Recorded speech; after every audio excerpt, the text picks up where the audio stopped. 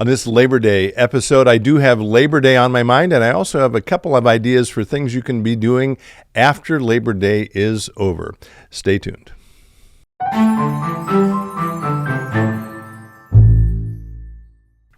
Hello, friends. Pastor Tim Westermeyer here, Senior Pastor of St. Philip the Deacon in the western suburbs of Minneapolis. Good to be with you as always.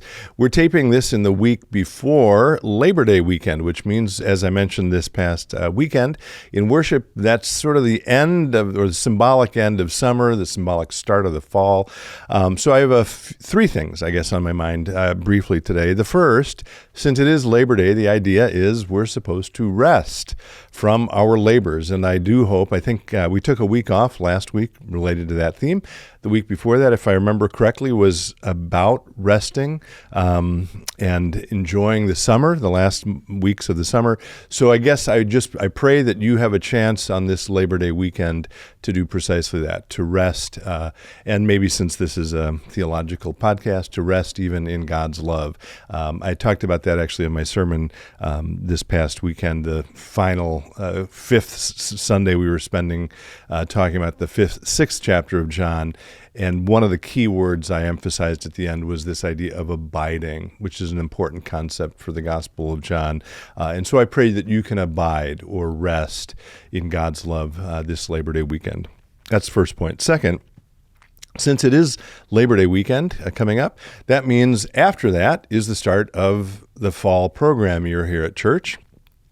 So we have been working really hard over the last few months to get ready for the fall, and there are all kinds of interesting and exciting and creative opportunities for you and your families to engage in those opportunities. So I would direct you to spdlc.org/register to learn about all of our opportunities for children's ministries, for music ministries, and for adult ministries. And so specifically, I will lift up, by the time this comes out, hopefully at church, these little brochures about adult education will be out. We're going to actually do a mailing about these. But there are in this brochure, this is just for the fall of 2024, we lift up a couple of women's retreats. We lift up a couple of spiritual growth opportunities, a weekly one called Holy Grounds, and then one workshop on the elimination of hurry in our lives. And then over the course of the fall, we're going to offer a few different classes. In September, Pastor Valerie is doing a class on mourning or grieving. In October, the four pastors, including our newest pastor, Pastor Michaela Deline, will be talking about our own faith stories in 4 consecutive weeks. In November, we'll do a 3-week series on C.S. Lewis that coincides with a November Faith and Life talk by Michael Ward, a C.S. Lewis expert from Oxford, England. And then beginning on September 17th, and this has already changed from what I announced over the weekend, we've moved it back a week, we're going to begin a kind of experimental, really, I think, exciting opportunity for us at St. Philip the Deacon to be engaged with 11 other congregations around the country, from the East Coast to the West Coast, North, South, different traditions, different size congregations.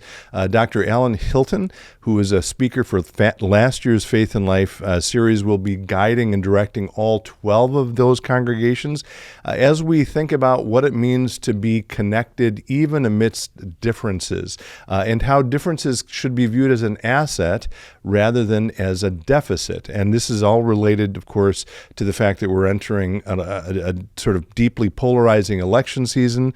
The goal of these weekly sessions isn't to tell you how to vote or how to think politically, but rather to bring Christians together from literally around the country so we can rub shoulders with one another and get to know each other, hear our stories, and be guided through it all from, again, Alan Hilton. If you want to get a sense of Alan Hilton's style, by the way, I'll commend his Faith and Life talk from last year. It was called Faith and Polarization, Surviving and Thriving in a House Divided. He was a Yale professor. He's been a pastor at many churches, and his whole emphasis right now is talking again about how differences should be viewed as assets rather than deficits, and he heads up a nonprofit called House United.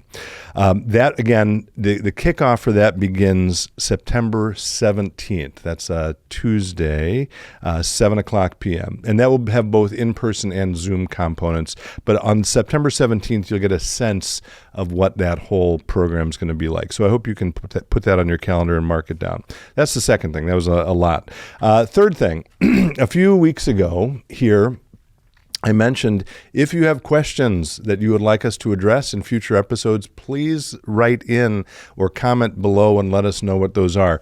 The truth is I've actually received a whole lot of those questions already, probably, frankly, enough for a whole year's worth of episodes. I don't know if we're going to be able to touch on all of them, but as we begin the fall, for these episodes, for this podcast, I would like to attend to or respond to those questions periodically. So please get your questions in. Again, commenting below is a great way to get them to us.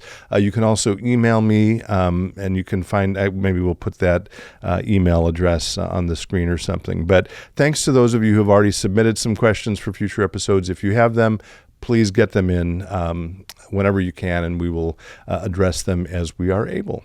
And I think that is all I wanted to say today. As always, I am so grateful for your participation in these ongoing conversations. I do hope you have a chance to rest a bit this Labor Day weekend. And until next time, be well, stay in touch, and God bless.